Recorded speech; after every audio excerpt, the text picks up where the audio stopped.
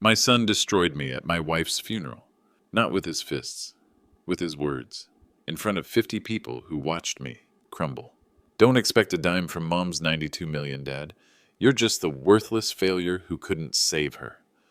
Worthless failure. Those words came from the boy I'd raised, sacrificed everything for, loved unconditionally for 26 years. Everyone stared. Some whispered. I stood there in my $15 thrift store suit, watching my own son bury me alongside his mother. But Bradley had no idea what was waiting in that lawyer's office 3 days later. No idea about the envelope that would destroy his perfect little world. See, he thought he knew everything about worth and money and inheritance. He was about to discover he knew nothing about any of it. What happened next will leave you speechless.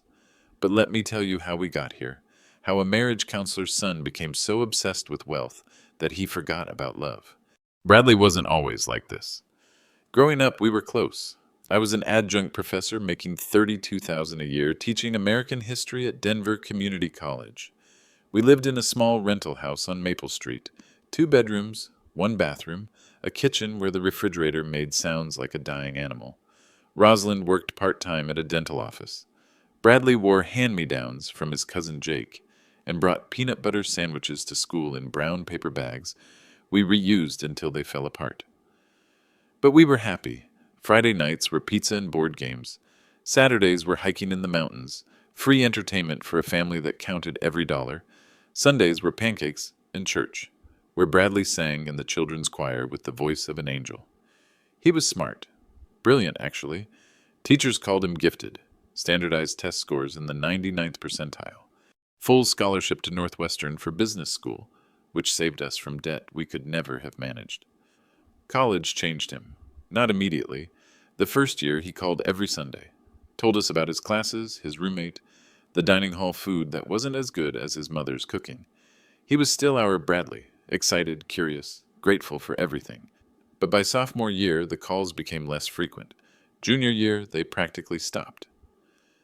Dad, I'm really busy with networking events, he'd say when I called him. Victoria's family is having a yacht party next weekend. These connections could change my entire career trajectory. Victoria Ashford, pharmaceutical heiress, old money, private jets, the kind of wealth that doesn't just buy things, it buys access, influence, entire social ecosystems. Bradley graduated summa cum laude in 2018 and landed a job at Morrison & Associates, the largest marketing firm in Chicago. Starting salary, $120,000, more than Rosalind and I made combined. That's when everything changed. Dad, you need to see this, he called me one Sunday, voice electric with excitement. I just closed a deal worth $15 million. My commission alone is more than you make in 5 years. I was proud of him, genuinely proud. My son, the first in our family to graduate college, making more money than I'd ever dreamed of. That's wonderful, son. Your mother and I are so happy for you. Yeah, about that. I'm bringing someone home for Christmas. Victoria Ashford. Her family owns pharmaceutical companies across the Midwest. This is really important, Dad.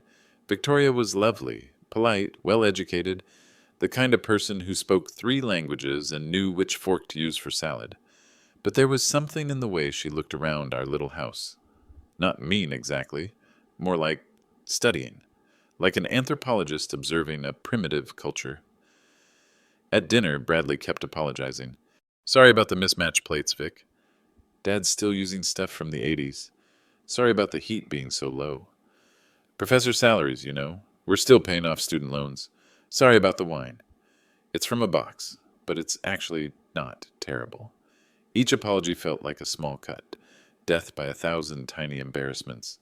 Victoria smiled graciously through it all, but I caught her texting under the table. Probably telling her friends about the quaint little professor family with their thrift store furniture and grocery store wine. After they left, Rosalind was quiet for a long time. He's embarrassed of us, she finally said. He's just trying to impress her. Frederick, he introduced you as my father, the part-time teacher to her parents on FaceTime. Not professor, not educator, part-time teacher. She was right, and it got progressively worse. The calls became duty calls.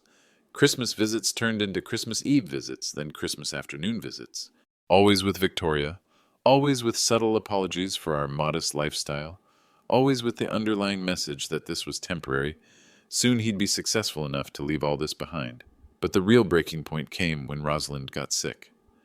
March 2019. Routine mammogram turned into biopsy, turned into the words that change everything. I'm sorry, but it's cancer. Stage 3 breast cancer. Aggressive, but treatable with the right intervention. The oncologist was Dr. Hamilton Pierce.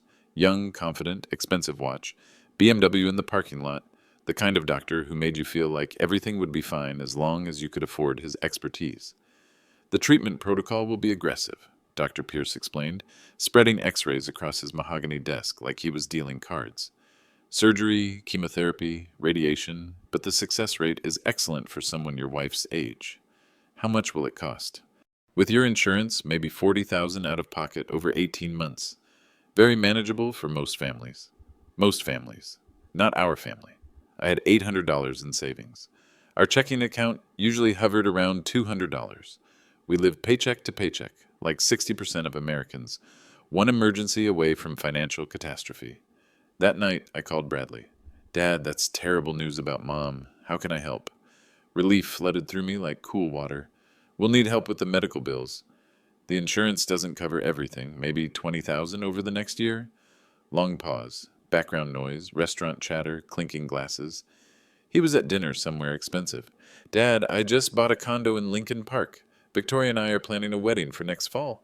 Money's really tight right now. Money's tight. For someone making six figures. But I pressed on. Had to. Bradley, it's your mother. She has cancer.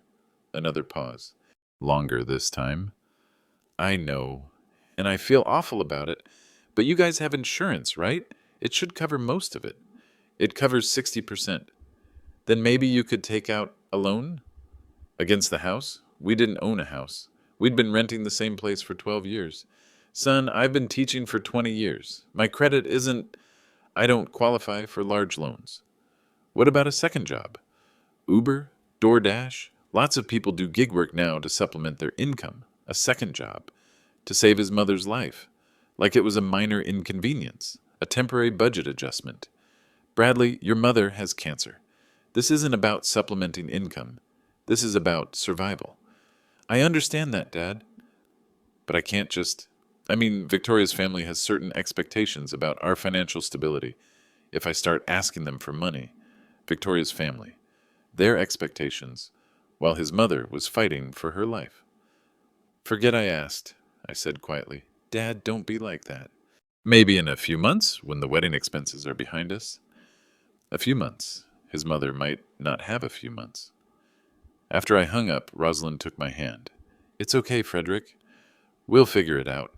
But I was already figuring it out. The next morning, I applied for every credit card that would have me. Cash advances at 29% interest. Payday loans at rates that should be criminal. I liquidated my tiny retirement account, $12,000 after penalties and taxes. Still wasn't enough. So I did something I never thought I'd do. I took a second job cleaning offices at night for Minutemen Janitorial Services. Minimum wage, 4 hours a night, 6 days a week. Then a third job stocking shelves at King Soopers from 4 a.m. to 8 a.m. 20-hour workdays became my new normal. Teach during the day, clean offices at night, stock shelves before dawn. Sleep became a luxury I couldn't afford. Bradley found out about the jobs when Victoria's mother saw me mopping floors at her country club. The phone call came 2 days later. Dad, this is humiliating. Victoria's family is asking questions. They don't understand why you're working as a janitor. I'm working as a janitor to pay for your mother's cancer treatment. But it reflects on me. On us. Victoria's father is considering me for a promotion to senior account manager, and having family members in service positions sends the wrong message about my background. Service positions. That's what I'd become to him. Not a father working 3 jobs to save his wife. A service position that reflected poorly on his image. What do you want me to do, Bradley? Maybe Mom could get treatment at a county hospital? Somewhere less expensive? Cancer treatment is cancer treatment, right? County hospital. For his mother, so he wouldn't be embarrassed. Bradley, Dr. Pierce is one of the best oncologists in Colorado. Your mother's life isn't something we should be bargaining with. But Dad, At some point, you have to be practical about these things. You're destroying your health, your credit, your future. For what? Maybe an extra year or two? An extra year or two? His mother's life reduced to a cost-benefit analysis. That conversation ended our relationship as I knew it, because that's when I realized my son wasn't just embarrassed by our poverty, he was embarrassed by our love.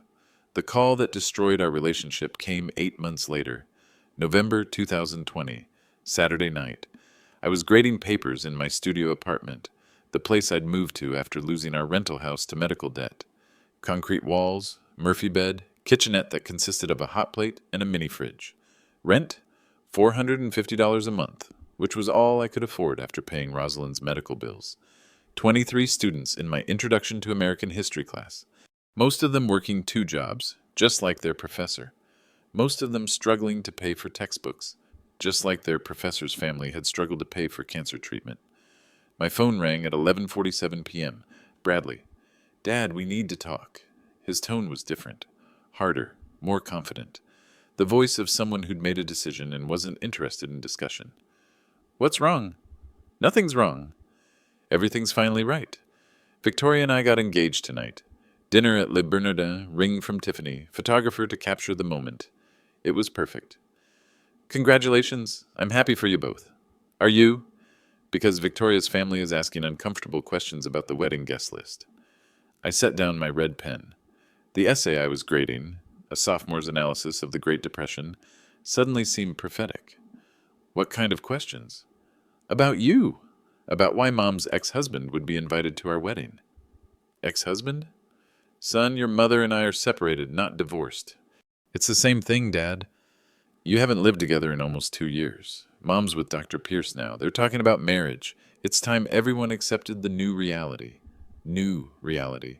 Like our 24-year marriage was just an outdated software version that needed updating. Bradley, what are you really asking me? I'm asking you to understand that Victoria's family moves in certain circles. Her father owns pharmaceutical companies in 6 states. Her uncle is a federal judge. These aren't people who understand complicated family situations. What's complicated about loving someone who's fighting cancer? What's complicated is that you won't let go.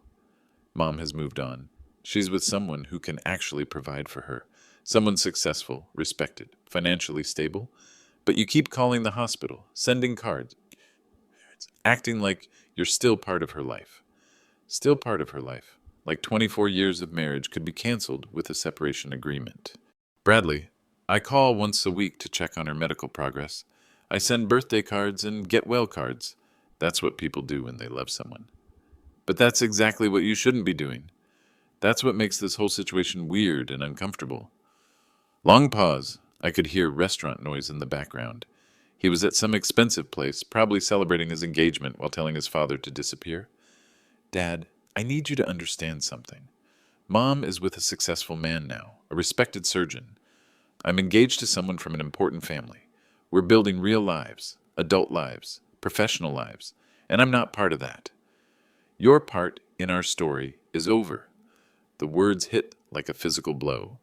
Your part in our story is over. What does that mean exactly? It means you did your best for as long as you could.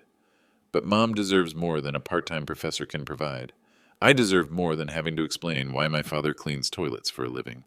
I clean toilets to pay for your mother's cancer treatment. And that's noble, I guess, in a way, but it's also kind of pathetic. Pathetic.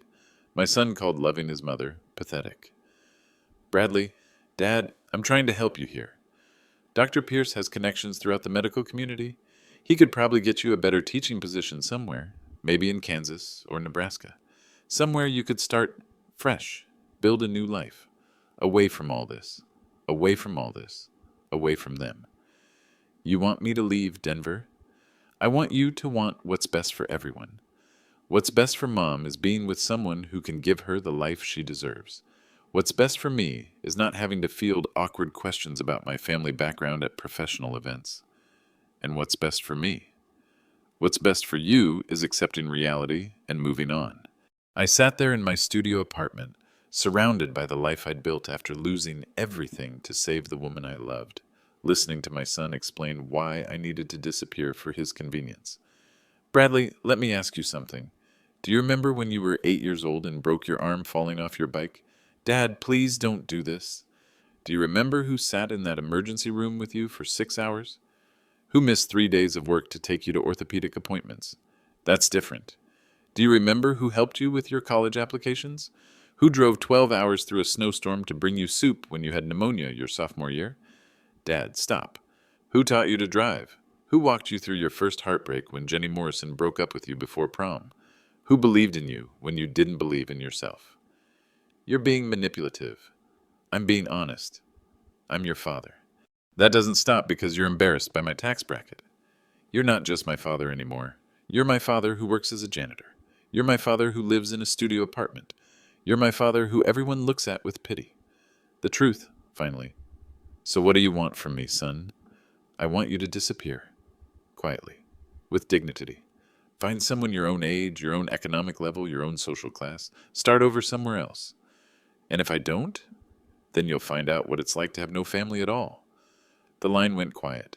In the background, I could hear Victoria's voice asking if everything was okay, and Bradley saying, "Yeah, I told him." It went about as well as expected. They'd planned this conversation, rehearsed it probably, maybe even practiced it with Victoria's family, getting their input on the most effective way to cut me out of their lives. Bradley? Yeah, Dad? I want you to remember this phone call, every word of it, because someday when you're older and maybe wiser, you're going to realize what you just threw away. What's that supposed to mean? It means love isn't something you can buy back once you've sold it. I hung up. For the next hour, I sat in my tiny apartment looking at old photo albums. Bradley's first steps, his high school graduation, the day he got accepted to Northwestern, the look of pure joy on his face when he called to tell us about his first promotion. In every picture, I was smiling. Proud father, loving son. How had we gotten from there to here? But as it turned out, that phone call wasn't the end of our story. It was the beginning of something else entirely. Something Bradley never saw coming. The call that changed everything came 3 months later, at 3:17 a.m. on February 14th, 2021. Valentine's Day. The universe has a twisted sense of humor. Mr. Sterling, this is Dr. Sarah Thompson from Memorial Hospital. Your wife has taken a turn for the worse. Ex-wife? I corrected automatically, then immediately felt stupid for maintaining that distinction when someone I loved might be dying. Sir, you're still listed as her emergency contact. The cancer has metastasized to her liver and lungs. We need to discuss treatment options immediately. I was dressed and in my beat-up Honda Civic, the replacement one I'd bought for $800 after selling my decent car to pay medical bills within 15 minutes. Memorial Hospital at 3 a.m. feels like a different planet. Quieter, more desperate, full of people confronting mortality in fluorescent-lit waiting rooms. The oncology wing smelled like industrial disinfectant and the kind of fear that seeps into walls over decades. Room 314 was dimly lit, machines beeping their electronic lullabies around Rosalind's bed. She looked smaller than I remembered, fragile in ways that had nothing to do with weight loss. 49 years old, but the cancer had aged her a decade in 18 months. Her eyes opened when I walked in. Frederick? You came. Of course I came. I called Hamilton first. Her voice was barely a whisper, throat raw from medication. He said he'd come in the morning. Had an early surgery to prepare for. An early surgery. While the woman he was supposedly going to marry was potentially dying. But I didn't say that. Didn't need to. I'm here now. Dr. Thompson appeared in the doorway. Kind eyes, tired face, the look of someone who delivered news like this 1,000 times and never gotten used to it. Mr. Sterling, the situation is serious. The cancer has metastasized aggressively. We need to start experimental treatment immediately if we're going to have any chance. What kind of treatment? There's a clinical trial at Johns Hopkins, cutting-edge immunotherapy, very promising preliminary results. But it's expensive, and there's no guarantee your insurance will cover experimental protocols. Of course it was expensive. Everything that might save Rosalind was expensive. The universe seemed determined to make me choose between love and financial survival. How much? $400,000 over 6 months. Insurance might cover 30%. depending on how we classify the treatment. $400,000. I was making $16,000 a year now, after losing 2 of my 3 jobs to exhaustion-related absences. My credit cards were maxed out. My retirement fund was gone. I had $63 in my checking account. But I didn't hesitate. Do it. Dr. Thompson looked surprised. Mr. Sterling, perhaps we should wait for Dr. Pierce. As Mrs. Sterling's partner, he might want to be involved in this decision. He's not here at 3 a.m. when she's scared. Rosalind's hand found mine, weak but warm, familiar despite everything that had happened between us. Over the next week, I watched Dr. Pierce reveal who he really was when the cameras weren't rolling and the social media posts weren't being crafted. He visited twice, both times during normal business hours.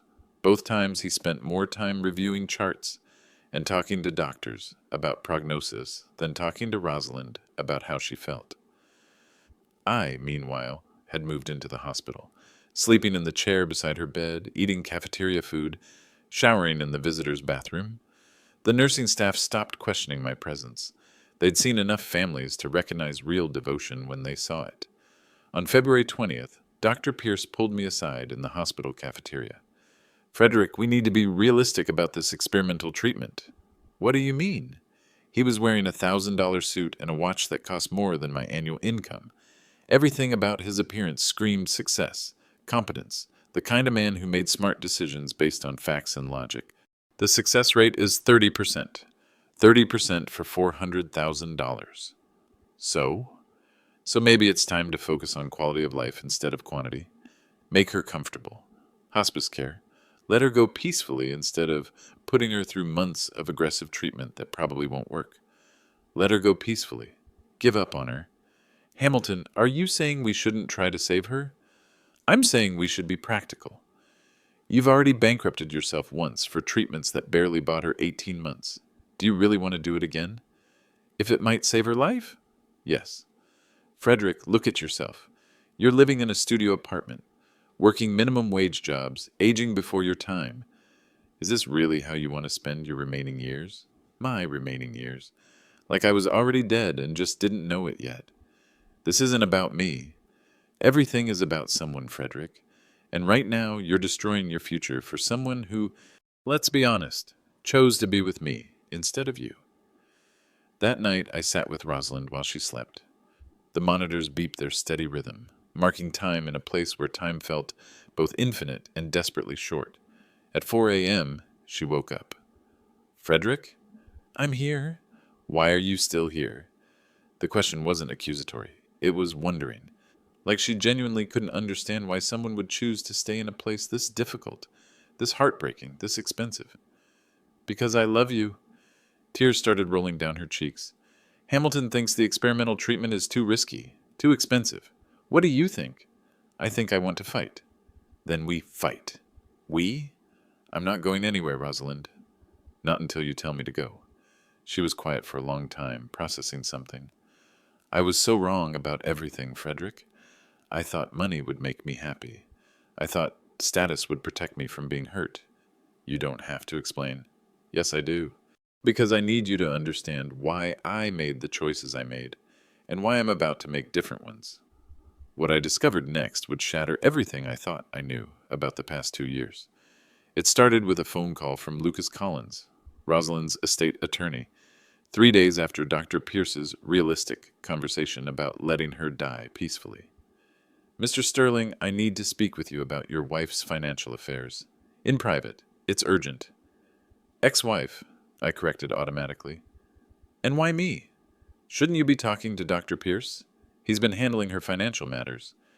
That's exactly what we need to discuss. Can you meet me this afternoon? We met at a Starbucks near the hospital. Lucas looked like Central Casting's idea of an expensive lawyer, silver hair, tailored suit, briefcase that probably cost more than my monthly rent. But his expression was troubled, like a man carrying news he didn't want to deliver. Frederick, how much do you know about your wife's financial situation? I know she's broke. All her money went to medical bills over the past 2 years. Lucas opened his briefcase and pulled out a thick folder. That's not entirely accurate. What do you mean? Your wife owns 40% of Sterling Medical Properties. It's a real estate trust her father established in 1987, 6 months before he died. She's been receiving dividend payments for 34 years. I stared at him across the small cafe table. Rosalind never mentioned any trust fund, because she never saw the money. For the past 18 months, the dividend payments have been deposited into an account managed by someone else. Who? Dr. Hamilton Pierce. He's had financial power of attorney over her assets since she moved in with him. The Starbucks suddenly felt too warm, too crowded. How much money are we talking about? Accumulated over 34 years with compound interest and property appreciation? Approximately $92 million. $92 million. The exact amount Bradley had bragged about inheriting. The money he'd assumed was coming to him wasn't some future windfall. It was money that already belonged to his mother. Money that Dr. Pierce had been controlling. Is that legal? The power of attorney is legitimate. Your wife signed it voluntarily. But there are irregularities in how the funds have been managed. Lucas showed me bank statements, investment reports, transfer authorizations, page after page of financial documents that might as well have been written in hieroglyphics. But the pattern was clear even to someone like me. Dr. Pierce has been systematically moving your wife's money into accounts under his direct control. Investment funds in his name, real estate purchases, even a life insurance policy. What life insurance policy? $50 million term life policy, taken out 6 months ago. Originally, your son Bradley was listed as the beneficiary. Originally? 3 weeks ago, the beneficiary was changed to Dr. Pierce. The room was spinning. Everything was starting to make a horrible kind of sense. Lucas, does Rosalind know about any of this? No. Dr. Pierce told her the trust fund had been depleted by medical expenses years ago, that she was essentially broke. So she thought I was bankrupting myself to save her when she actually had $90 million. Correct. And Frederick, there's more. I've been investigating Dr. Pierce's background. This isn't the first time he's entered into relationships with wealthy, vulnerable women. Lucas pulled out another folder. Patricia Hendricks, 2018. Divorced real estate heiress, early-stage ovarian cancer. Dr. Pierce managed her care and her finances. She died 8 months later. He inherited $12 million. And before that? Jennifer Morrison, 2016. Pharmaceutical company executive diagnosed with lymphoma. Similar pattern. Financial power of attorney, systematic asset transfer, death within a year. Pierce inherited $23 million. This is his business model. Appears to be. Wealthy women with serious medical conditions, isolated from their families, dependent on him for both medical and financial guidance. I felt sick. How many others? That I can prove? 4. But I suspect there are more. Lucas closed the folders and looked directly at me. Frederick, your wife is in immediate danger, not just from the cancer. What do you mean? I mean Dr. Pierce has been deliberately steering her away from aggressive treatment, recommending palliative care, hospice care, anything that might expedite the process. You're saying he wants her to die. I'm saying he's already collected $53 million from previous relationships. Your wife's estate would be his biggest score yet. The coffee shop felt like it was closing in around us. Other conversations, normal people discussing normal problems, seemed to come from another planet. What do I do? We need to tell Rosalind everything. Tonight. And we need to move fast, because Dr. Pierce doesn't know that I know about the other cases. Will she believe it? She's been asking questions, getting suspicious about his explanations for why she's supposedly broke while living like a millionaire. Yesterday, she asked me to audit her accounts. Lucas packed up his briefcase. Frederick, there's one more thing.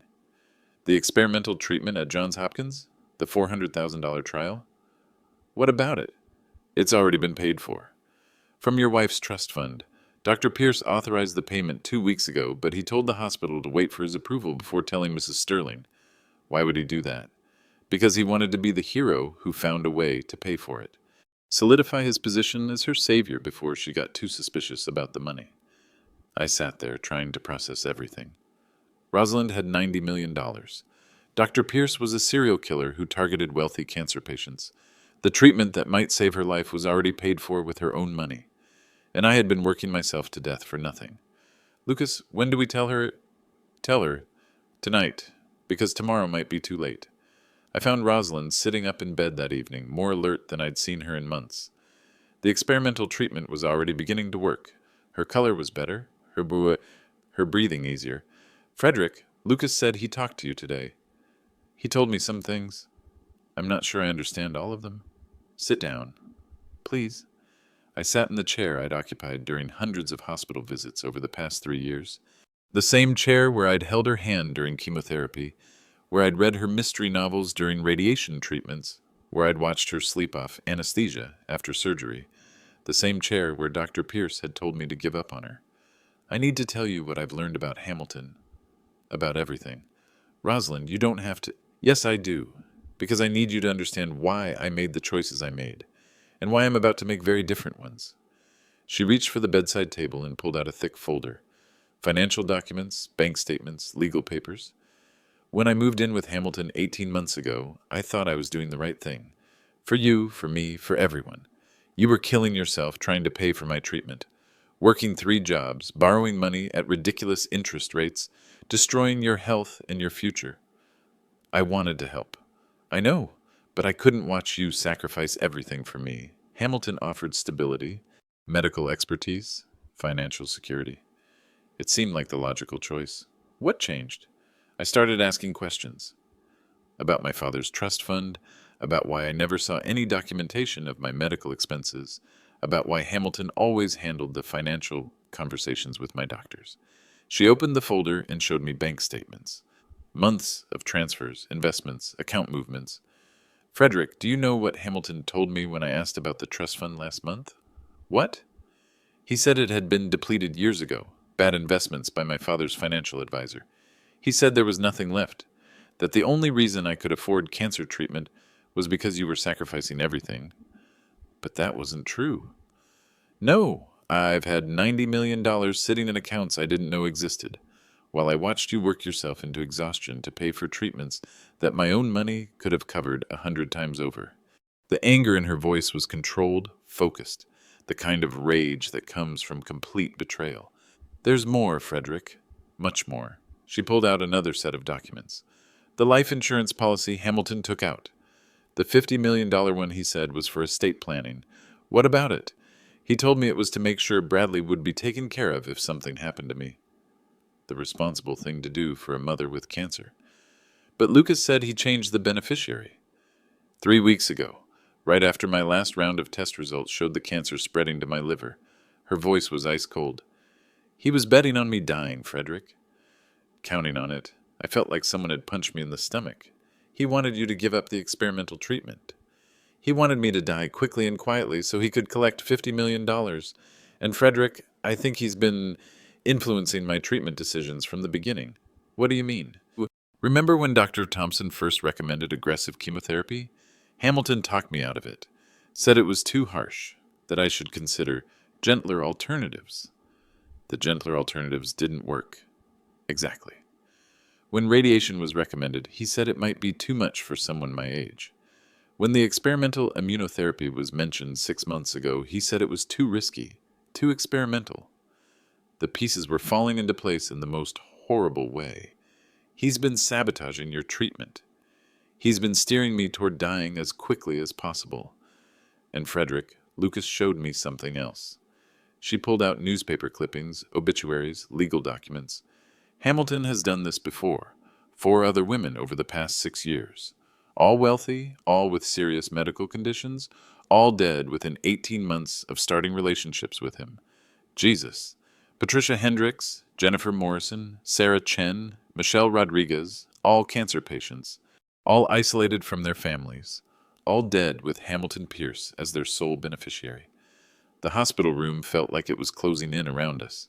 The monitors beeped steadily, but everything else felt surreal, like a nightmare I couldn't wake up from. Rosalind, what are you going to do? I'm going to fight. The experimental therapy, the aggressive treatment, all of it. I'm going to use my own money to save my own life. And Hamilton? Her eyes turned hard as diamonds. Hamilton is about to learn what happens when you bet against someone who refuses to lose. She reached into the bedside table and pulled out a legal document. I've already started. This is a new will, Frederick, and new power of attorney documents, and new beneficiary forms for that insurance policy. Rosalind, I made one other call today, to Bradley. My heart stopped. What did you tell him? Retry P, continue edit. I told him to come to Denver immediately, that we needed to have a family meeting about his inheritance. My stomach dropped. What exactly did you say? I told him that I'd discovered some irregularities in my financial affairs, that Hamilton had been managing things differently than I thought, that there were decisions to be made about the estate. When is he coming? Tomorrow afternoon. And Frederick? She reached for my hand. I want you there when I tell him the truth. About everything. About Hamilton. About the money. About what I've decided to do with the rest of my life. Are you sure you're ready for that conversation? I've never been more ready for anything in my life. The next morning, I sat in the hospital cafeteria drinking coffee that tasted like burnt water and trying to prepare for what was coming. In 18 hours, Bradley would walk into room 314, expecting to discuss his inheritance. Instead, he was going to discover that everything he thought he knew about money, family, and love was wrong. Dr. Pierce showed up at 11 a.m. earlier than usual. He walked into Rosalind's room like he owned it. Expensive suit, confident smile, completely unaware that his world was about to collapse. Good morning, darling. How are you feeling? Better. Much better. Frederick and I have been talking. Dr. Pierce glanced at me with barely concealed irritation. Perhaps Frederick should give us some privacy. We have medical decisions to discuss. Actually, Frederick is staying. He's going to be involved in all my medical decisions from now on. Rosalind, I think you're confused. I have power of attorney over your medical care. Had, past tense. I've made some changes. She handed him a legal document. His face went pale as he read it. This removes me as your power of attorney. It does. But darling, you're not thinking clearly. The medication affects your judgment. You need someone with medical expertise making these decisions. I need someone who wants me to live making these decisions. The room went dead silent. Dr. Pierce stared at Rosalind like she'd spoken in a foreign language. What's that supposed to mean? It means I know about Patricia Hendricks, and Jennifer Morrison, and the others. Dr. Pierce's confident facade cracked. I don't know what you're talking about. I think you do. Just like I think you know about the $50 million life insurance policy you took out on me. The one where you changed the beneficiary to yourself 3 weeks ago. Rosalind, you're being paranoid. The cancer medication can cause confusion. The confusion is over, Hamilton. Everything is very clear now. Dr. Pierce looked around the room like a trapped animal. At me, at Rosalind, at the door. If you'll excuse me, I have other patients to see. You have FBI agents to see. They'll be contacting you this afternoon. He bolted, actually ran out of the room, leaving his expensive briefcase behind. Rosalind and I sat in silence for a moment. Well, she said finally, that went better than expected. Bradley arrived the next evening with Victoria in an attitude that could cut glass. They walked into room 314 like they owned the place. Designer clothes, expensive luggage, matching irritation at being summoned to a hospital room when they had better things to do with their weekend. Mom, you look... Bradley paused, clearly surprised by how much better she looked. You look good. The treatment is working? The treatment is working wonderfully. Sit down, both of you. We need to discuss your inheritance. Bradley's eyes lit up like Christmas morning. This was the conversation he'd been waiting for his entire adult life. Finally, I've been thinking we should discuss trust structures to minimize tax implications. Victoria's family attorney has some excellent suggestions about offshore holdings.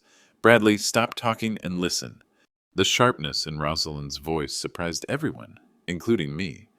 This wasn't the weak, medicated woman who'd been apologizing for being a burden.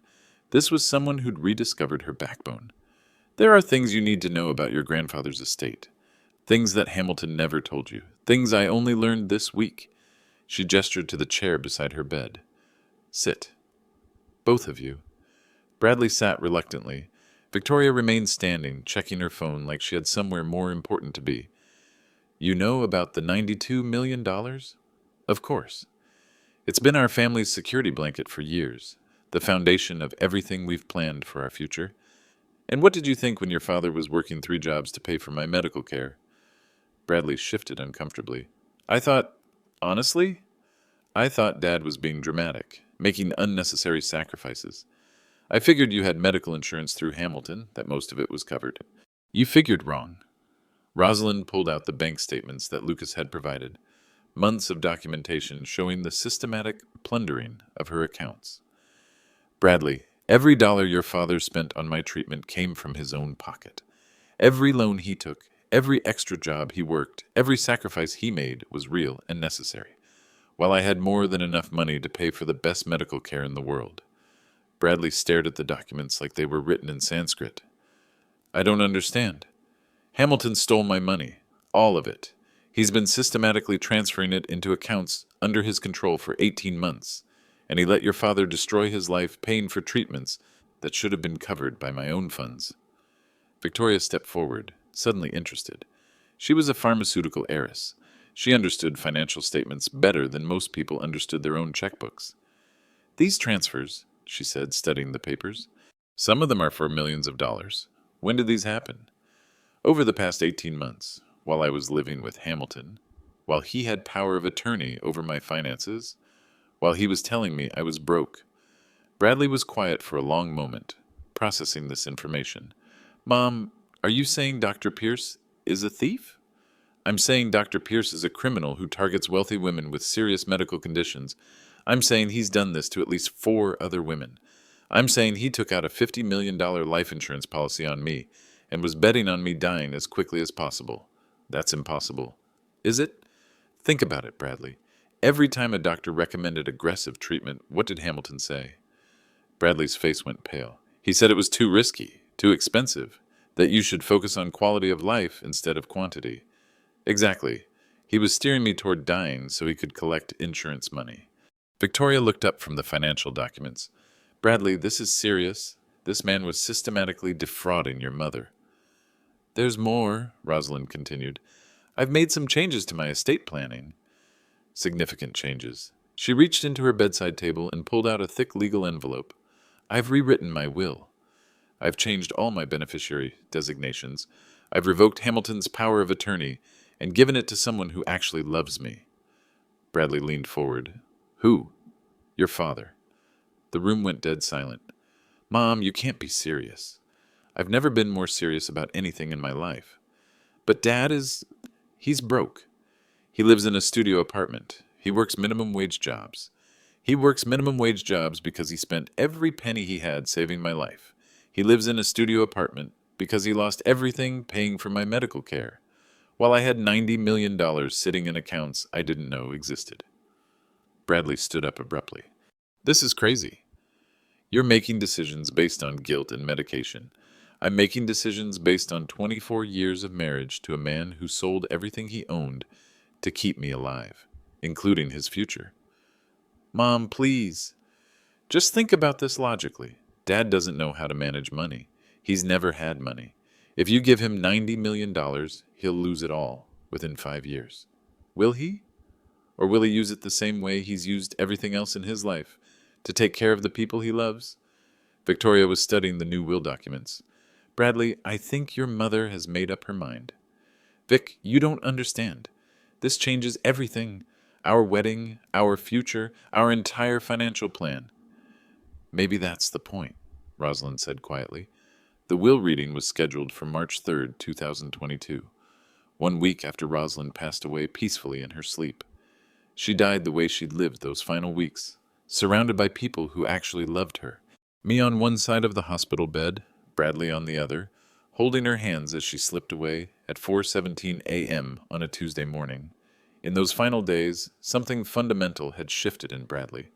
The designer clothes disappeared, replaced by simple jeans and sweaters.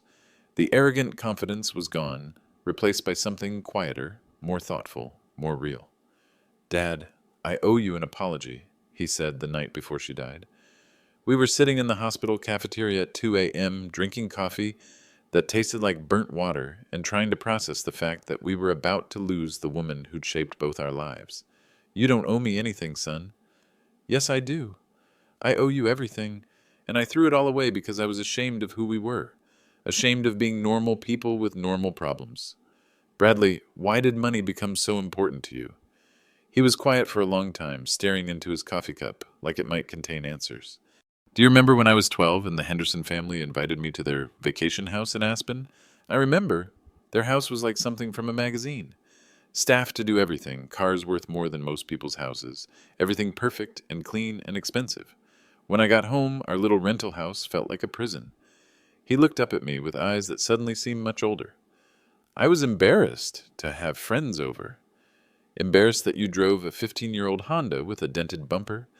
Embarrassed that we shopped at Goodwill and clipped coupons and counted every dollar. You never said anything, because I loved you, both of you. But I also resented you for not being successful, for not giving me the life I saw other kids having. He rubbed his eyes, exhausted from days of sitting vigil. When I got to college and saw how the wealthy kids lived, I decided I'd never be poor again, never be embarrassed again. I'd do whatever it took to join their world, even if it meant leaving your family behind.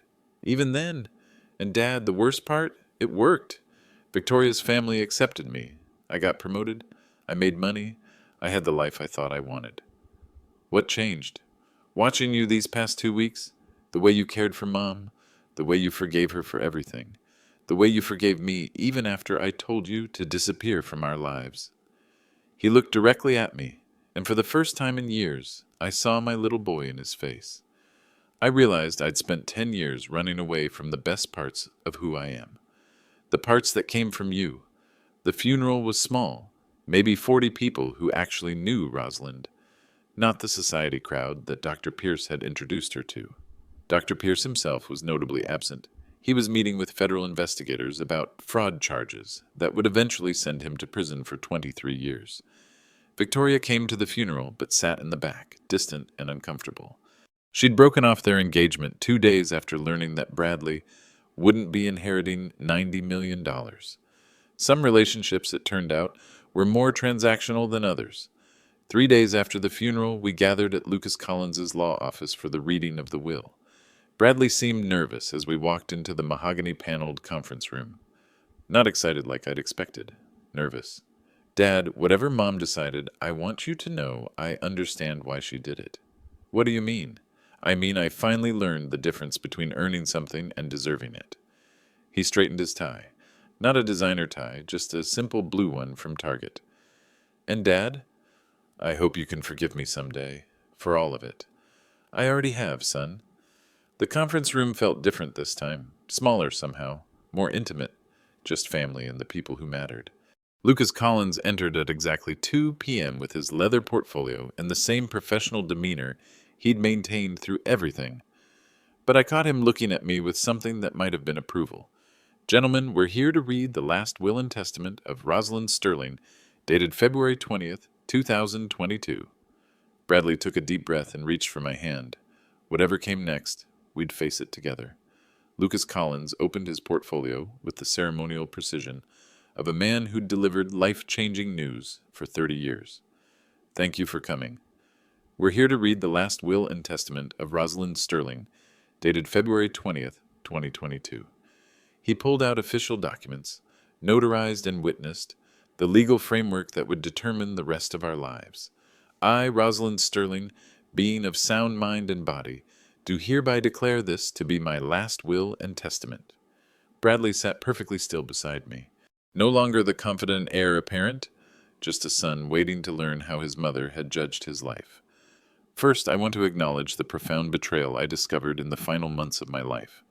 Dr. Hamilton Pierce systematically stole my money, manipulated my medical care, and planned to profit from my death through fraudulent insurance policies. I hope the federal investigators find everything they need to ensure he faces justice for what he did to me and the other women he victimized. Lucas paused, letting that sink in. Dr. Pierce's crimes had made the Denver Post's front page 3 days earlier. The FBI had found evidence linking him to 6 different cases of financial elder abuse, with total theft exceeding $200 million. Second, to my son Bradley Sterling, I leave $1 million from my liquid assets, along with this letter explaining the choices I've made. Lucas handed Bradley a sealed envelope. His hands shook slightly as he took it. Bradley, you chose money over love, status over family, embarrassment over loyalty. But you're young, and people can change. Use this money not to buy things you don't need, but to build a life based on who you are, not what you own. Your father never stopped believing in you. Neither have I. $1 million, a fortune to most people, but Bradley had been expecting 92 million. I watched his face carefully, looking for disappointment or anger, but saw only something that looked like relief. To Frederick Sterling, my former husband, and the only man who ever loved me without conditions, I leave the remainder of the estate. Lucas pulled out another document, this one thick with legal attachments and property descriptions. This includes my 40% ownership in Sterling Medical Properties, currently valued at $62 million. It includes my legitimate life insurance policy through Mutual of Denver, valued at $50,000. It includes all liquid assets recovered from Dr. Pierce's fraudulent accounts, currently estimated at $30 million. The numbers felt surreal, like someone was reading statistics about a stranger's life. Total estimated value, $92,400,000. I felt like I was floating outside my body, watching this happen to someone else. $92 million, more money than I'd ever imagined existing, let alone owning. Lucas continued reading. Frederick, you gave up everything for me. Your career, your health, your financial security, your future. You worked yourself to exhaustion while I lived with a man who was stealing from me. You loved me when I didn't deserve it and stayed when I told you to go. My vision blurred. These were Rosalind's words, but hearing them read aloud in that formal setting felt like receiving a message from another world. You sold everything you owned to pay for medical treatments that my own money should have covered. You sacrificed 20 years of academic work, your retirement, your health, even your relationship with our son. You did this not because you expected anything in return, but because that's who you are. Bradley was crying now, quiet tears rolling down his cheeks as he listened to his mother's final assessment of both our lives. Use this money wisely, Frederick, not to buy things you don't need, but to build the life you sacrificed for me. Help families who are facing the same impossible choices you faced. Show the world what love looks like when it's not conditional on success or status or social approval. Lucas looked up from the document. And if you choose to forgive our son, please help him learn the difference between having wealth and having worth. He's a good man who lost his way, but good men can find their way back with the right guidance. The room was completely silent, except for the sound of Bradley trying to control his crying. Lucas set down the will and picked up another document. There's one final item. Mrs. Sterling also established a foundation with specific instructions for its management. He handed me a folder marked Sterling Family Foundation. She's allocated $20 million for medical assistance grants for families dealing with catastrophic illness. The foundation is to be managed jointly by Frederick Sterling and Bradley Sterling, assuming both parties agree.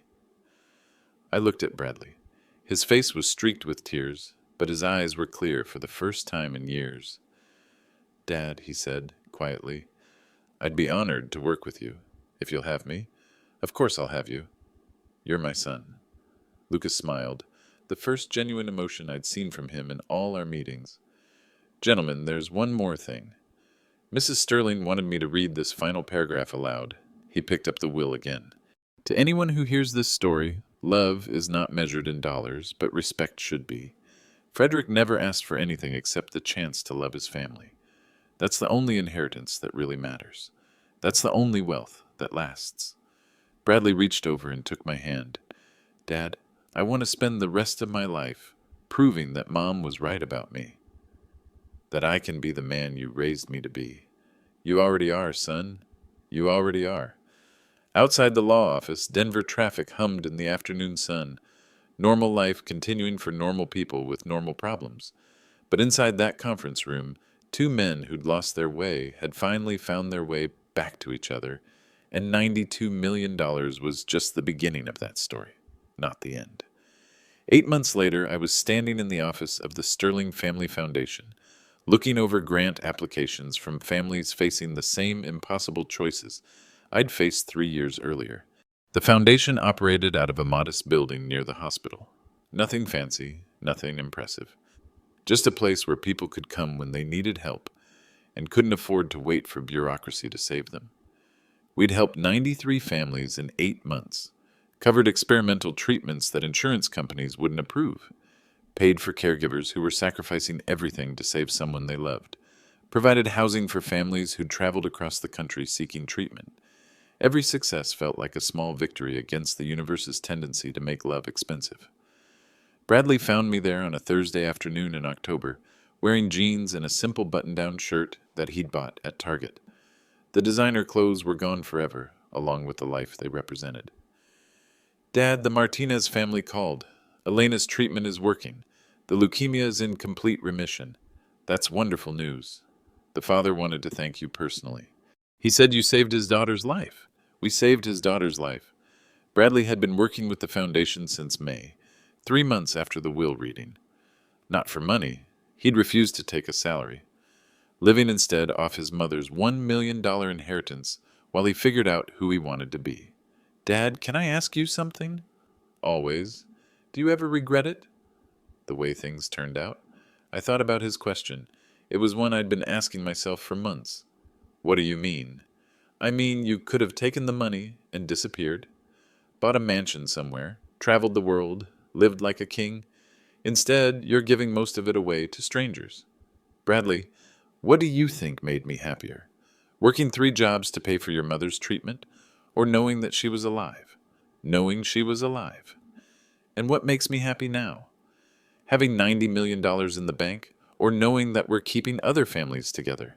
He smiled, the first genuine smile I'd seen from him since he was a child. Keeping families together. That's the difference between having wealth and having worth. Your mother taught me that, even if it took her dying for me to fully understand it.